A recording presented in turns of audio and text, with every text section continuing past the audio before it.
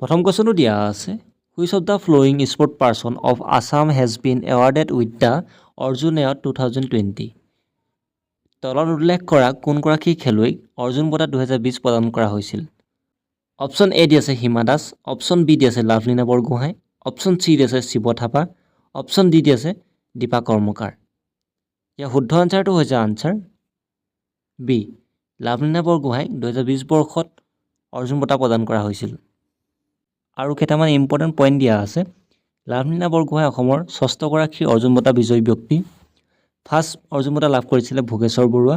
আৰু ছেকেণ্ড অৰ্জুন বঁটা লাভ কৰিছিলে মনালিছা বৰুৱা মেহতা আৰু যদি সোধে প্ৰথম মহিলা কোন আছিলে যি নেকি অৰ্জুন বঁটা লাভ কৰিছিলে তেওঁ হ'ব মনালিছা বৰুৱা মেহতা নেক্সট কুৱেশ্যনটো দিয়া আছে Jatin Goswami a Sattriya dance guru from Assam has been awarded with Kalidas award in 2020 by which government of India অসমৰ সত্ৰীয়া নৃত্যৰ গুৰু যতীন গোস্বামীক কোনখন ৰাজ্য চৰকাৰে কালিদাস বঁটা 2020 প্ৰদান কৰিছে অপশ্যন এ দি আছে আছাম অপশ্যন বি দি আছে মধ্যপ্ৰদেশ অপশ্যন চি দি আছে ৱেষ্ট বেংগল অপশ্যন ডি দি আছে ত্ৰিপুৰা ইয়াৰ শুদ্ধ আনচাৰটো হৈছে আনচাৰ বি সত্ৰীয়া নৃত্যৰ গুৰু যতীন গোস্বামীক মধ্যপ্ৰদেশ চৰকাৰে কালিদাস বঁটা 2020 প্ৰদান কৰিছিল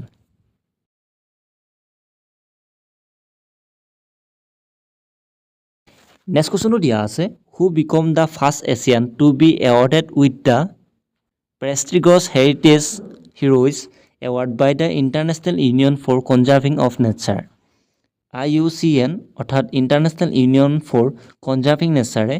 হেৰিটেজ হিৰ'ইজ বঁটা পাবলৈ সক্ষম হোৱা এছিয়াৰ ভিতৰত প্ৰথমজন ব্যক্তি হৈছে অপশ্যন এ দিছে বিভূতি লস্কৰ অপশ্যন বি দিছে সলিম আলী অপশ্যন চি দিছে পাৰ্বতী প্ৰসাদ বৰুৱা অপশ্যন ডি দিছে পূৰ্ণিমা দেৱী বৰ্মন ইয়াৰ শুদ্ধ আনচাৰটো হৈছে answer A Bibhuti Laskar next কুৱেশ্যনটো দিয়া আছে who among the following is the first Assamese to receive Uttam Yuddh Seva medal উত্তম যুদ্ধ সেৱা বঁটা লাভ কৰা প্ৰথমজন অসমীয়া কোন আছিল অপশ্যন এ দিছে lieutenant general Rana Pratap Kalita option B দিছে major Litul Gogoi option C দিছে colonel MP Goswami option D দিছে ব্ৰিগেডিয়াৰ সূৰ্য প্ৰতাপ সিং ইয়াৰ শুদ্ধ আনচাৰটো হ'ব আনচাৰ এ ৰাণা প্ৰতাপ কলিতাক উত্তম যুদ্ধ সেৱা বঁটা প্ৰদান কৰা হৈছিল আৰু এই বঁটা লাভ কৰা তেওঁই প্ৰথমজন অসমীয়া কুৱেশ্যনটো দিয়া আছে which Indian has been recently award Ngadag Pelgi Khorlo the highest civil award of Bhutan ভূটানৰ সৰ্বোচ্চ নাগৰিক সন্মান নগদাক পেলগি খাৰলু অলপতে ভাৰতৰ কাক প্ৰদান কৰা হৈছিল অপশ্যন এ দিছে ৰামনাথ কোবিন্দ অপশ্যন বি দিছে নৰেন্দ্ৰ মোদী অপশ্যন চি দিছে APJ Abdul Kalam option D দিছে ছগনাম ৱাংচক ইয়াৰ শুদ্ধ আনচাৰটো হ'ব আনচাৰ বি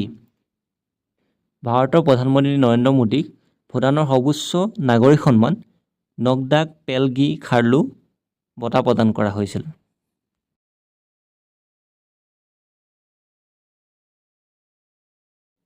নেক্সট কুৱেশ্যনটো দিয়া আছে 67তম ৰাষ্ট্ৰীয় চলচ্চিত্ৰ মহোৎসৱ শ্ৰেষ্ঠ অসমীয়া ছবিৰ সন্মান কোনখন ছবিয়ে লাভ কৰিছিল অপশ্যন এ দিছে ব্লেক ৰকষ্টাৰ অপশ্যন বি দিছে ৰণুৱা অপশ্যন চি দিছে শগুন অপশ্যন ডি দিছে পুতেক ইয়াৰ শুদ্ধ আনচাৰটো হৈছে আনচাৰ বি ৰণুৱা ছবিখনে 67 সংখ্যক ৰাষ্ট্ৰীয় চলচ্চিত্ৰ মহোৎসৱত শ্ৰেষ্ঠ অসমীয়া ছবিৰ সন্মান লাভ কৰিছিল নেক্সট কুৱেশ্যনটো দিয়া আছে Rajiv Gandhi Khel Ratna award has been rename after which sport personality Rajiv Gandhi Khel Ratna বঁটাক তলত উল্লেখ কৰা কোনজন খেলুৱৈৰ নামেৰে নামাকৰণ কৰা হৈছিল অপশ্যন এ দিছে মিলখা সিং অপশ্যন বি দিছে কৰ্ণম মালেশ্বৰী অপশ্যন চি দিছে ধ্যান চন্দ অপশ্যন ডি দিছে কপিল দেৱ ইয়াৰ শুদ্ধ আনচাৰটো হ'ব আনচাৰ চি মেজৰ ধ্যান চন্দ তেওঁৰ নামেৰে ৰাজীৱ গান্ধী খেল ৰত্ন বঁটাটো নামাকৰণ কৰা হৈছিল নেক্সট কুৱেশ্যনটো দিয়া আছে mission Basundhara of government of Assam is related to Assam চৰকাৰৰ মিছন বসুন্ধৰা কিহৰ সৈতে জড়িত অপশ্যন এ দিছে land and revenue option B দিছে পেঞ্চন অপশ্যন চি দিছে পাব্লিক গ্ৰিভেন্স অপশ্যন ডি দিছে ইডুকেশ্যন ইয়াৰ শুদ্ধ আনচাৰটো হ'ব answer a mission Basundhara land and revenue সৈতে জড়িত নেক্সট কুৱেশ্যনটো দিয়া আছে চেৰী ব্লছম মাও festival is celebrated every year by which state of India cherry blossom মাও উৎসৱ প্ৰত্যেক বছৰে কোনখন ৰাজ্যত পালন কৰা হয় অপশ্যন এ দি আছে আছাম অপশ্যন বি দি আছে মেঘালয় অপশ্যন চি দি আছে মণিপুৰ অপশ্যন ডি দি আছে উত্তৰাখণ্ড ইয়াৰ শুদ্ধ আনচাৰটো হ'ব আনচাৰ চি মণিপুৰ ৰাজ্যত চেৰী ব্লছম মাও উৎসৱ পালন কৰা হয় নেক্সট কোৱেশ্যনটো হৈছে অসম চৰকাৰে তলত উল্লেখ কৰা কোনজন ব্যক্তিৰ নামত সাহিত্যিক পেঞ্চন প্ৰদান কৰিছে হ'ব ঘোষণা কৰিছে নহ'ব অপশ্যন এ দি আছে লক্ষ্মীনাথ বেজবৰুৱা অপশ্যন বি দি আছে দেৱেন্দ্ৰনাথ শইকীয়া অপশ্যন চি দি আছে মহিম বৰা অপশ্যন ডি দি আছে হোমেন বৰগোহাঁই ইয়াৰ শুদ্ধ আনচাৰটো হৈছে আনচাৰ ডি হোমেন বৰগোহাঁই নামত অসম চৰকাৰে সাহিত্যিক পেঞ্চন প্ৰদান কৰি আহিছে নেক্সট কুৱেশ্যনটো দিয়া আছে union cabinet has raised the legal age for marriage of women from 18 years to কেন্দ্ৰীয় মন্ত্ৰীসভাই